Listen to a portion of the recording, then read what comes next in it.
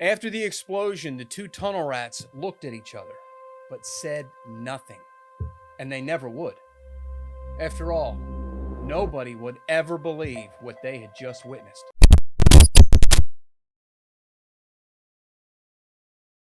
The following story is based on actual events. But before we get into the story, we need to add some context. During the Vietnam War, the Viet Cong used underground tunnels to hide, store weapons, food, medical supplies, and to launch surprise attacks on the enemy. To combat this, the Army recognized the need for a select group of experts to solve this unique problem. These soldiers were known as tunnel rats. Tunnel rats were given the task of destroying the tunnels, gathering intelligence within them, and killing or capturing their occupants, often in conditions of close combat.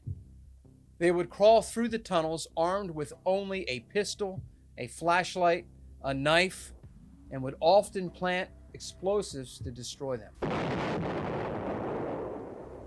The job of the tunnel rat was extremely dangerous. The following story is based on actual events that occurred during one of those tunnel rat missions. The names have been changed, but the details remain intact. On the afternoon of 13 October 1969, Steve and Richard were tasked with clearing a newly discovered tunnel. Both were armed with a Smith & Wesson Model 10, C4 explosives, a bayonet, and a flashlight. And they both made their way into the tunnel with Steve at point. They crawled for what seemed like forever inside a tight-fitting tunnel that was generally the indication that it had been recently dug.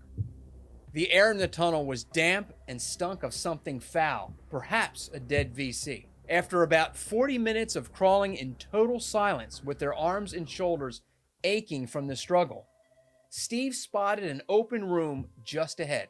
He tapped on Richard's shoulder with his foot to let him know to be ready to react. Both climbed down into the open room, pointing their pistols at the shadows. The room was approximately 12 by 12 with a low ceiling and a dimly lit small oil lamp hanging on the far wall. There was nobody there. Both men paused for a minute as their eyes adjusted and their brains processed what they were seeing. It was one of the longest tunnels either had ever remembered crawling through, and unlike most, it contained no traps. There was one thing Steve noticed. It was a canvas tarp at the far end of the room laying on the floor. Steve approached the tarp cautiously and moved it aside with the muzzle of his pistol. Behind it was a stone staircase leading further under the earth. A stone staircase? This far underground? Steve whispered to Richard. VC did not build this. This is old. Very old. Richard whispered back with a hint of fear in his voice. We've come this far. We have to keep going. Both men walked slowly down the narrow staircase, pistols in one hand, flashlights in the other.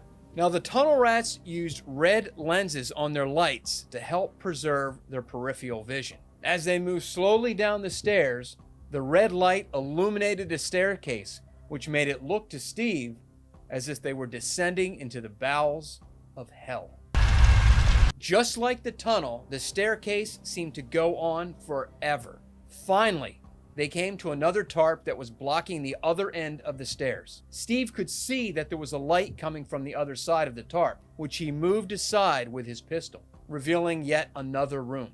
With his finger trembling on the trigger and his heart racing, Steve saw several people, maybe 10 or 12, inside the room. He began to squeeze the trigger, but stopped. None of the people in the room were armed or even reacted to their presence.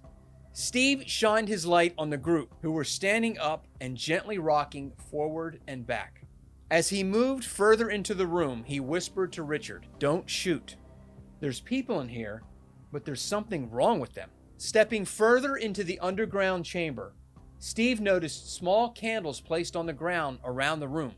Both men shined their lights on each of the faces of the people in the room, but they paid no attention. They continued to rock back and forth, with some making dull groaning noises, and others chanting softly, the words unrecognizable to the two men. Steve holstered his gun as he approached one of the individuals. He put his light close to his face and began to wave his hand in front of his eyes. Nothing. The individuals in the room were obviously VC given their clothing, but they didn't appear to be aware of their guests. As they continued to rock back and forth, Steve noticed that their eyes appeared to be one solid color. No white could be seen. Richard motioned with his flashlight to the corner where their rifles sat in a pile and were badly rusted. My God, Richard, how long have these poor bastards been down here? I don't think God frequents this establishment, came Richard's terrified response in his thick Cajun accent. Steve shined his light towards the front of the room and revealed a small altar. He walked towards it and observed on the simple stone altar stood a gold statue illuminated by several candles. The statue was ornately crafted and depicted the top half of a beautiful naked woman. The bottom half was something like an octopus with dozens of tiny gold tentacles that had been meticulously crafted to the woman's torso instead of legs. The statue had some writing on its base, a writing that the two tunnel rats did not recognize. Steve reached out to pick up the statue to take a better look at it, but Richard shouted, "Stop! Don't touch it!"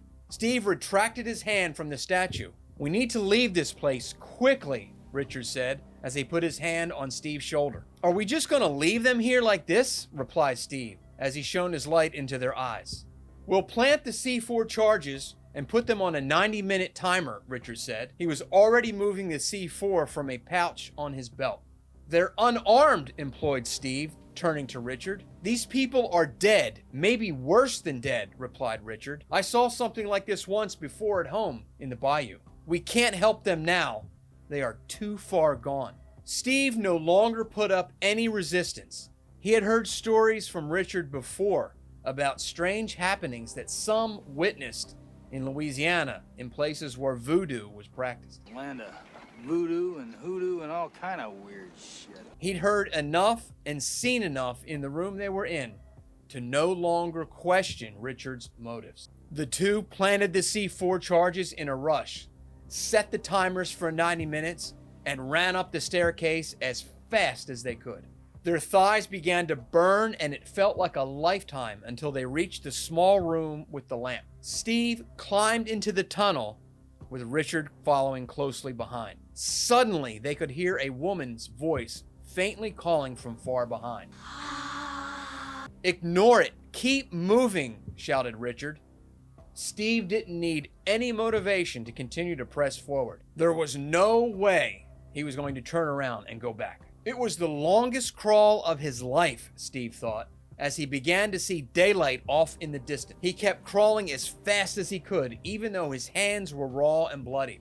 Both men emerged into the light of day and gasped for fresh air. They warned the others about the C4 charges, but told them nothing about what they had seen in the tunnel. Steve and Richard sat in total silence, away from the tunnel entrance, waiting, praying.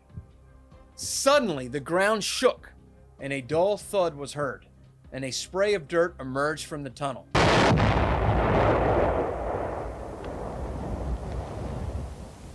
The two tunnel rats looked at each other, but no words were exchanged. They didn't need to be. The two men had witnessed something they couldn't explain, and nobody else would believe.